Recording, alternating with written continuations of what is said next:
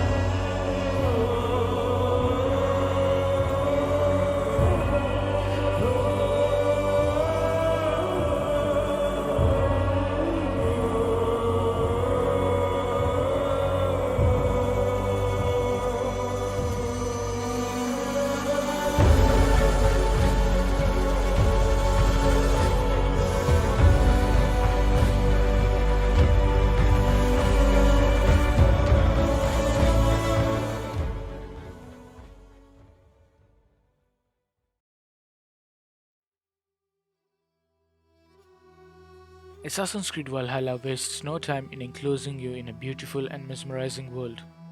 From the moment you start interacting with the game, it sets the tone, atmosphere, and the characters from Eivor herself to the people surrounding her.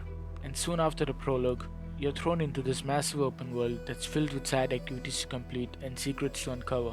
The open world of Assassin's Creed Valhalla depends on its beauty to lure you to side content to complete, and while it succeeds to do exactly that for the first dozen or so hours, it quickly loses its magic touch once you realize that none of the side content, except a handful few, builds up to anything substantial, and that is a precise moment when the beauty of the world starts to fade away, and you begin to realize that at the end of the day, Valhalla is just another box-ticking open world game.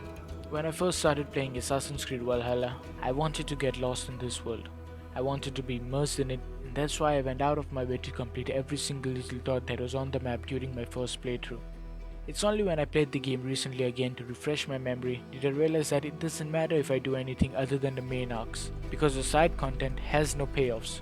You could finish every little white dot that represents a cursed symbol, and it won't amount to anything. You could raid every location available and upgrade your settlement to its full potential, and it won't matter. You could go out of your way to indulge in all the hallucination challenges, and it doesn't change a single thing. You can help out all the people in a region and run errands for them, and it won't matter a single bit when you set out to complete the main narrative of that region. It will always play out within the framework it was constructed in, and none of your other open world actions will have an effect on it. A good RPG tends to have a ripple effect of your actions on the main arc, but Valhalla just doesn't do that. It gives absolutely no reason for me to go out and help these people in need, or destroy a cursed symbol, or raid every available location because it just doesn't matter what I do. It won't have any build up or payoff. In fact, you can raid the monasteries after you have pacified England, which means at that point you'd be stealing from yourself. It just makes no sense. Literally every single side content, aside from animus anomalies and flighting, has no bearing on the rest of the game, which means that it is completely pointless to try and actually complete any of it. The world of Assassin's Creed Valhalla is a perfect example of both hitting the nail on the head in one swing and then completely destroying the wall on which you were planning to plant the nail in another swing. Valhalla created an alluring world filled with interesting characters and unusual findings, yet it never capitalizes on that in any meaningful way. Now, of course, there are exceptions to this. The Animus Anomalies side mission was one of the most engaging and rewarding side content I've seen in recent years. I loved how flighting was directly connected to Ava's charisma level and how it unlocked dialogue choices that would be locked otherwise. I just wish that this was the case with the other side content as well, because once you figure out that helping someone won't have any effect on your game at all, you lose interest in actually helping someone out because it just doesn't matter. And what surprises me is that the solution to the issue of not having any meaningful side content is already in the game, but Ubisoft chose to instead label it all as part of the main content. Assassin's Creed Valhalla's main narrative is told in the form of sagas or arcs that are connected to regions in England and beyond that you can pledge to. While I mostly enjoyed this form of storytelling, I think Valhalla could have benefited a lot by making some of its regions optional, especially in the second half, because the entire narrative of Valhalla starts out with a focused goal, with each of its divisions of the main narrative fusing together to deliver a story that feels connected. Yet in the second half of the game, these divisions of the main story are mostly independent of each other, where it feels like they have no connection. Let me explain this in depth.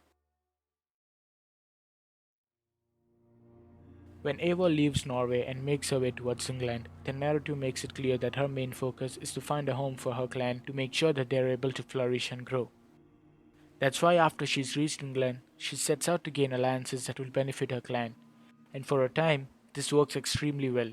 It makes sense for you to go out and visit different kingdoms and gain an alliance with their rulers. It works because the focus of the narrative goes hand in hand with the gameplay mechanic of pledging to new regions and discovering England. The first half of the overall narrative is also where the three main narratives of Valhalla interconnect with each other perfectly. Eivor can go out and pledge territories only to find out that an order of the ancient members is the sole barrier standing between her and an alliance between that region.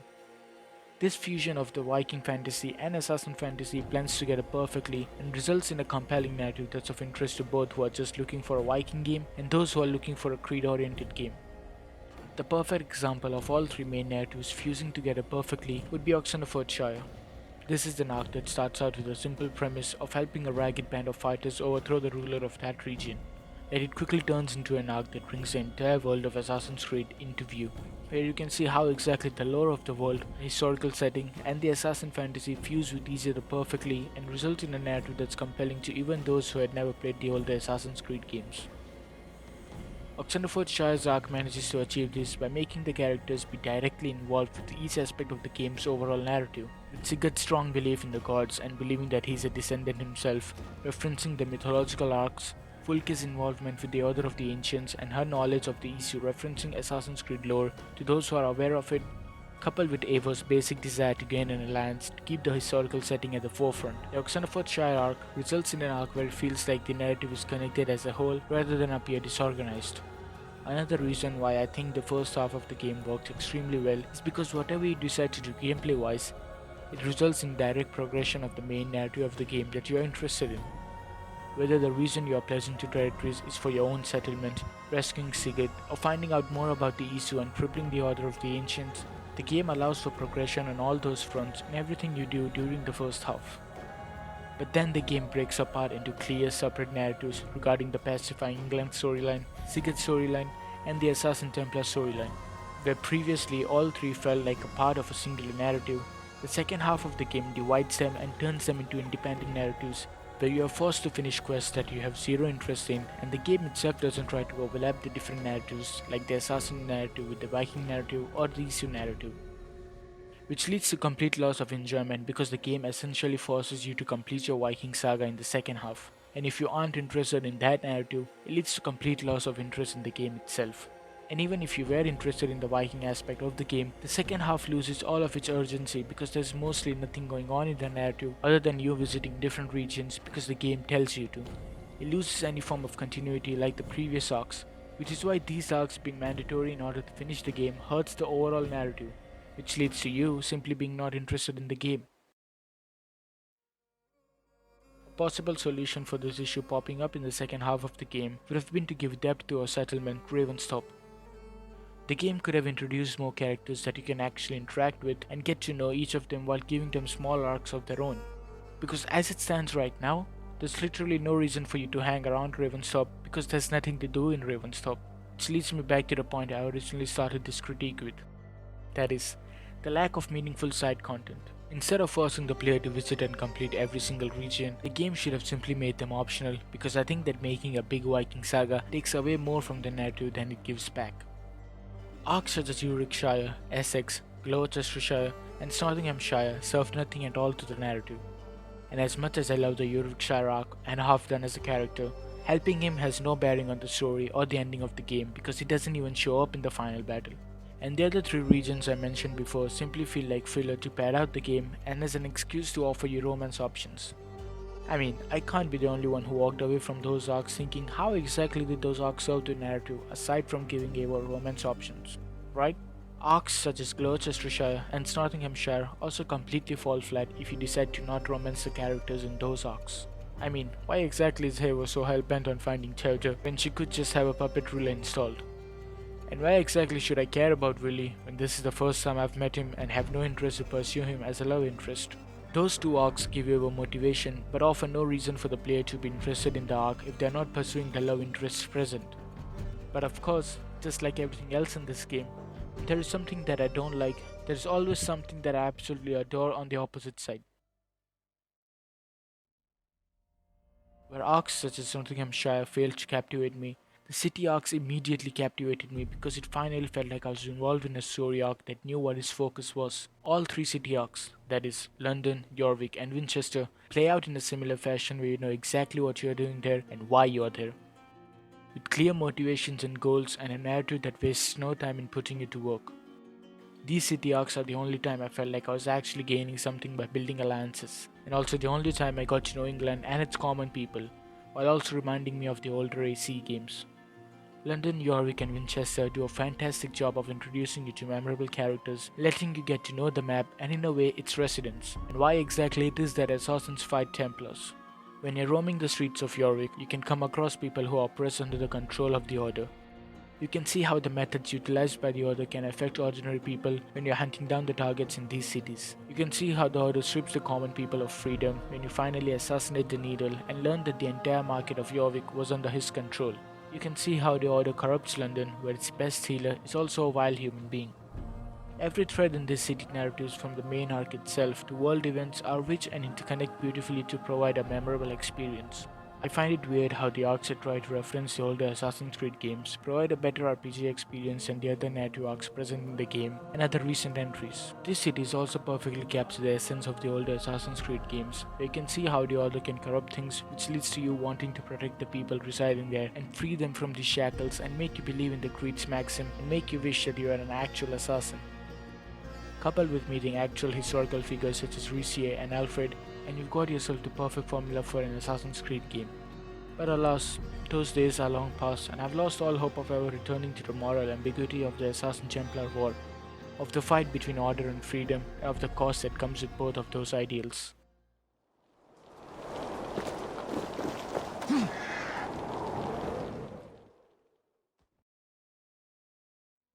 While we are on the topic of Assassin's Creed's old features, I wanted to talk about something that's picked up some traction in the recent years relating to the leap of faith.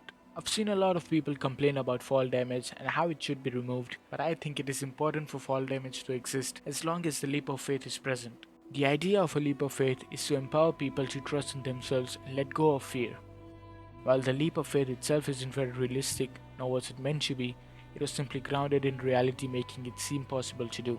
But what it represents is an idea, a way of living, to believe in oneself. The inclusion of no fall damage would remove the weight of this ideal entirely, because if the character you're playing as cannot be afraid of dying from a height, what's the purpose of a leap of faith and its ideals of self-belief? The character could never be someone who believes in the Creed, and I feel like that the day no fall damage is permanent in Assassin's Creed is the day that Assassin's Creed identity will truly die. because most of the other aspects of its identity have either been stripped away or diluted. That said, I believe I've ranted enough about Assassin's Creed's old features. Let's get back to Assassin's Creed Valhalla.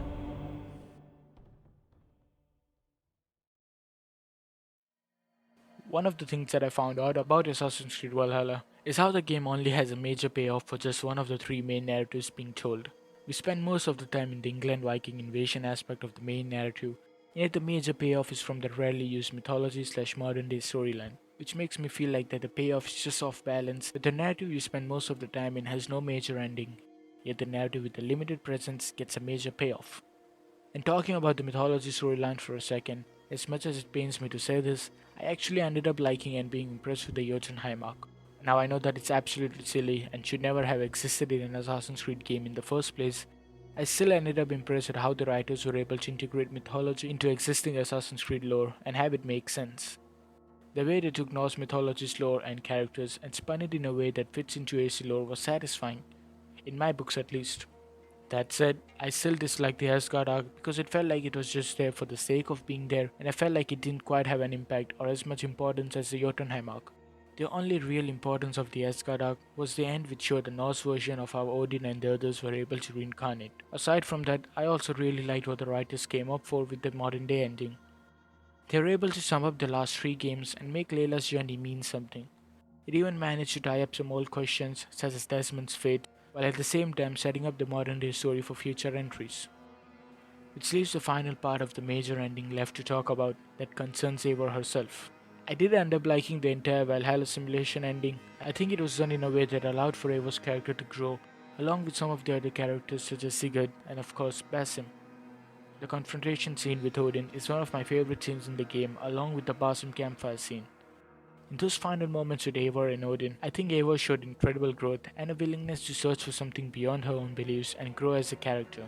And I truly hope that they continue down this path in the DLCs, because after the confrontation scene, it seemed like Eivor forgot all about the things she learned and saw with her own eyes and is adamant in believing the same belief she had during the beginning of the game. The reasoning behind Eivor not joining the Assassin Brotherhood is understandable, because Ubisoft could not record new lines due to the pandemic. I still find it weird that Ava still believes that everything about the issue is just ramblings of a mad person, even after seeing what Valhalla and Yggdrasil actually look like. Which is what leads me to the biggest problem I have with Valhalla's narrative. That is the disconnect between the player and Eivor as a character. Assassin's Creed Valhalla doesn't shy away from using its lore and the Isu repeatedly. In fact, there's 5 Isu weapons that you can find in-game, and that's in addition to all the Isu related stuff we see in the main narrative. Throughout the game, you can learn a lot about the Isu, but Eivor almost always doesn't learn about it or just simply discards it, and as the game progresses, this gap between the player and Eivor keeps increasing, from Eivor not learning about the origins of the Creed's tenets, to her discarding anything remotely related to the Isu as mad ramblings, to her believing that gods such as Odin and Thor exist, to having no idea about who she actually is. And while I know it's not possible for Eva to have the same extent of knowledge as the player does due to the animus, I think she should have at least acknowledged her existence, because as it stands right now, Eva basically learned next to nothing about the actual lore and history of the universe she's in, but we as players did, and it creates this huge disconnect. When we've played as Ezio, or Edward, or any of the previous protagonists, they at least knew some details of the world they live in and actually acknowledged it, whereas Eva just doesn't do that. All this, coupled with some weird narrative decisions in the second half of the game, felt off balance to me when compared to the rest of the narrative, where it felt like with each passing hour, I was getting more and more out of touch with who Eivor actually is, which is a shame because I actually really liked Eivor's progression as a character, and just hoped that she'd evolve forwards instead of being stuck in the same state of mind she started the game out with. I think I've talked about all my issues regarding the narrative, as well as point out the things that I really enjoyed. And as I said at the beginning of this video, Valhalla is a very complicated case because when I think about the narrative of the game, I can find myself arguing on both sides of how it's really good and how it could have been much better. But now, let's move on to slightly less complicated aspects of the game, such as the gameplay mechanics and the combat. While I think that the combat of Assassin's Creed Valhalla has a really strong base with its wide variety of weapons to choose from, and the whole concept of personalizing your loadout to the point where you can stick with the same gear you started the game out with up until the very end of the game, it certainly was very refreshing to see something like that in an RPG, because I can't seem to remember a single RPG with that mechanic. Yet the combat in and of itself when it comes to engaging enemies feels mostly lacking. While Valhalla introduced a lot of mechanics such as the stamina system, emphasis on parry, stun system, and a huge variety of different enemies, so you have to adapt your fighting style to the enemy you're fighting against, all of the player engagement gets thrown out the window the moment abilities can be used multiple times back to back. After upgrading the slots for the adrenaline bars which I used for special abilities, I rarely found myself using the basic weapon to weapon combat because the game keeps rewarding you with adrenaline bars whether it's through killing enemies or eating mushrooms. It destroys the entire system of getting to know your enemies and figuring out their movesets. Because why would you do that when you can just shoot multiple overpowered arrows at the enemies or just press a button and watch Evo throw axes? But the combat in Valhalla is not the only thing lacking. Simple mechanics that previous games introduced, such as crafting arrows, are simply missing as well. Coupled with the annoying control scheme with so many actions mapped to a single button, the combat mechanics end up hurting the combat itself. I mean, I can't be the only one who accidentally started placing a trap near a dead enemy when trying to stealth, right? But then again, that is not the only hindrance you experience when trying to play stealthily. Instant enemy detection, inconsistent enemy detection range, enemies detecting you through walls, and a recently introduced bug where you can't assassinate someone without using the advanced assassination skill makes the only other alternative aside from open combat pretty useless and not satisfying at all.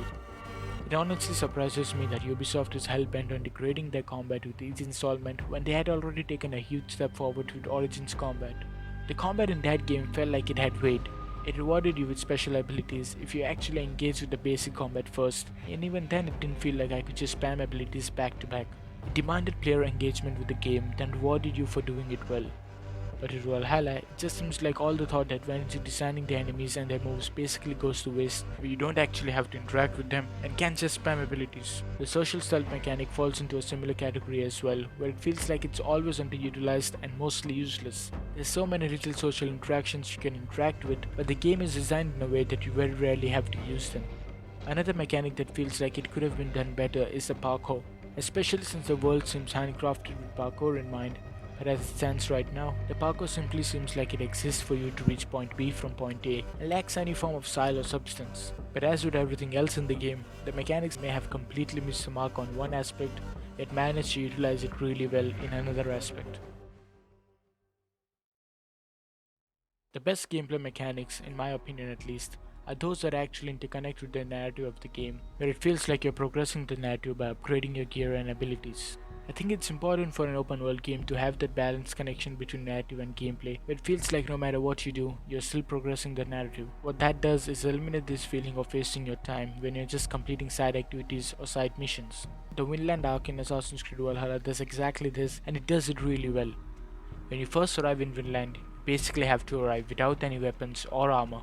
The narrative quickly informs you that the reason why you visited Vinland, that is, to assassinate someone, has heavily fortified camps and soldiers, and that you should probably find resources to trade and acquire some weapons and armor. Now, of course, you don't have to do this. You can absolutely go straight to your target and assassinate him with your hidden blade. But should you choose to explore the world and look for resources, it has purpose to it, a narrative reason for you to clear out enemy camps and explore the world. That is exactly why Vinland works so well. It's like a beautiful marriage between gameplay mechanics and the narrative where one completes the other. I think Vinland might just be my favorite arc because aside from having perfect gameplay mechanic that makes sense, it also feels focused narratively while allowing you to explore the world, and it also connects directly to Assassin's Creed 3. I certainly hope that we get to see more Vinland type arcs in future installments because it's exactly the type of RPG experience I expect when playing a role playing game. I think this is one of the hardest scripts I had to write because it was so hard to figure out what I actually want to say about this game, because as much as I love Assassin's Creed Valhalla, it's not without its issues, and oftentimes I disliked and loved Valhalla for the same reasons. For example, I love and hate how Valhalla uses its gameplay mechanics. I was immersed in some parts of the narrative while at the same time being completely disinterested in others. And I think most of the issues I have boil down to the fact that no one seems to know what exactly Assassin's Creed stands for anymore. Is it the historical setting or the war between assassins and Templars? Is it the open combat or the stealth that draws people to Assassin's Creed? Is it the mythology or the science fiction? The answer to these questions used to be, well, all of them. Assassin's Creed games used to blend the historical setting with its Templar assassin narrative. It used to blend and blur the lines between science fiction and mythology. And this idea that Ubisoft had to change Assassin's Creed because it was getting stale and boring is only a half truth.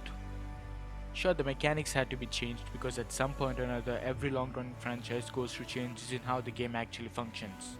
But changing the entire identity and genre of the game, where it goes from historical fiction with sci-fi elements to a fantasy RPG with a historical setting, is a completely different thing.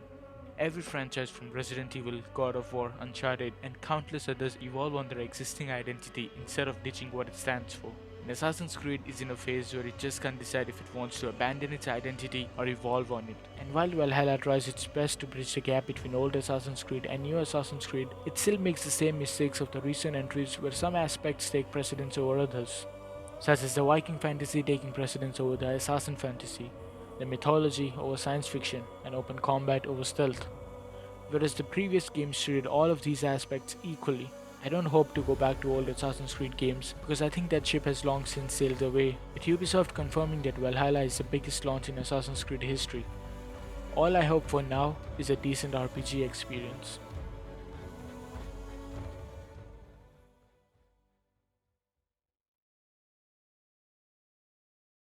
But that does it for this video. If you made it this far, I sincerely thank you and hope that you enjoyed watching this video as much as I enjoyed making it. Don't forget to leave a comment sharing your thoughts on Valhalla down below, and while you're at it, I would also really appreciate it if you leave a like and subscribe. And hopefully, I'll see you all soon in another video. The game is not over. The game is never over.